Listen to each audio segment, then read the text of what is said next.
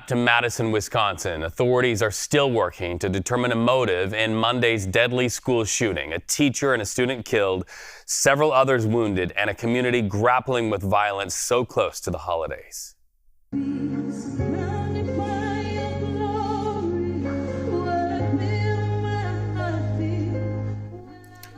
Hundreds gathered for a vigil outside the Wisconsin state capitol yesterday, passing candles and hoping for solutions.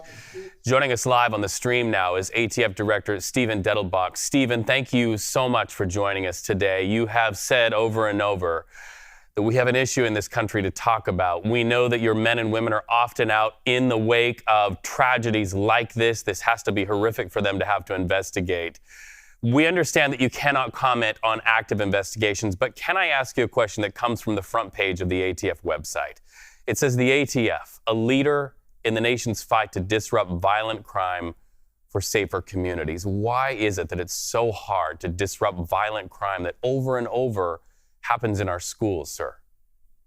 Well, look, first and foremost, I just want to start by saying it's as a parent, as a person in law enforcement, and on behalf of all ATF, you look at that, it's hard for your heart not to break again and again. And our thoughts and prayers go out to the people who are dealing in Madison with this tragedy.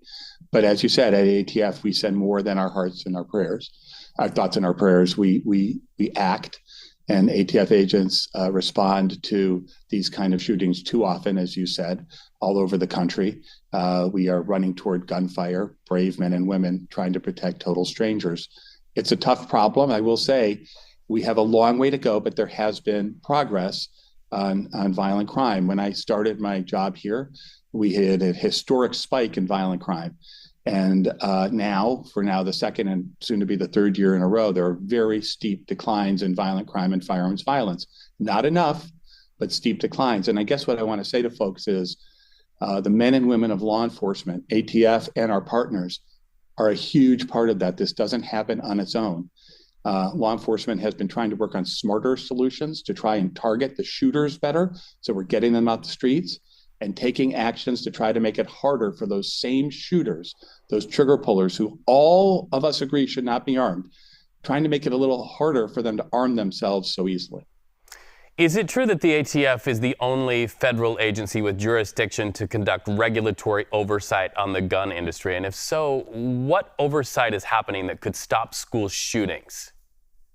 Well, so I'd be lying to you if I said that there was one particular solution on the regulatory front or on the law enforcement front that would stop these horrible massacres.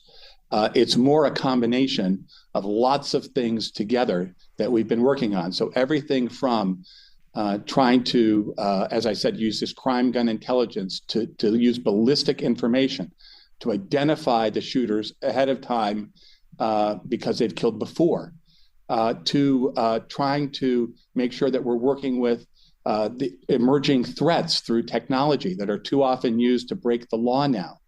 We have a new emerging threat center here, to using our regulatory authority to try and crack down on the problem of ghost guns, to working with firearms dealers all over the country to try to stop people who are straw purchasing. To in the time I've been here, since the passage of the Bipartisan Safer Communities Act, we've prosecuted 1,000 defendants across this country for violating the new provisions in the Bipartisan Safer Communities Act relating to firearms trafficking and straw purchasing, to the 9 ATF task forces across the southern border that are trying to interdict cartel weapons. Our seizures went up 86% last year. So it's not one thing, and I could go on and on. The men and women of ATF, who I've had the privilege of working with, are working 24/7 all over this country to try and actually do something to go with our thoughts and prayers.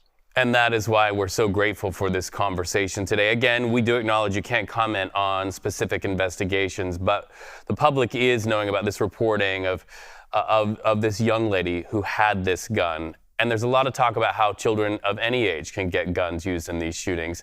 How does the ATF, in a situation like this, trace a gun? And is it possible in this area of new and emerging technology like ghost guns? So we do firearms traces for crimes all over the country all the time. That same kind of trace that you're talking about here, I can't talk about this case, you're right, but it was used to identify within a half an hour the person who tried to assassinate President Trump. It was used to identify the subway shooter in Brooklyn a couple years ago, to identify the mass killer of the 4th of July parade in Highland Park, Illinois, a few 4th of Julys ago. So we do these traces. In terms of kids getting guns and how they get them, right? There's a variety of different ways. But one of the things that we're working on, along with our police colleagues, the International Association of Chief of Police, and actually Shaquille O'Neal, one of the things we're working on together is a national education campaign about safely securing and storing firearms. So many firearms, are not stored in the way that we need them to be stored to protect both not others, but also your own family from suicide or accident.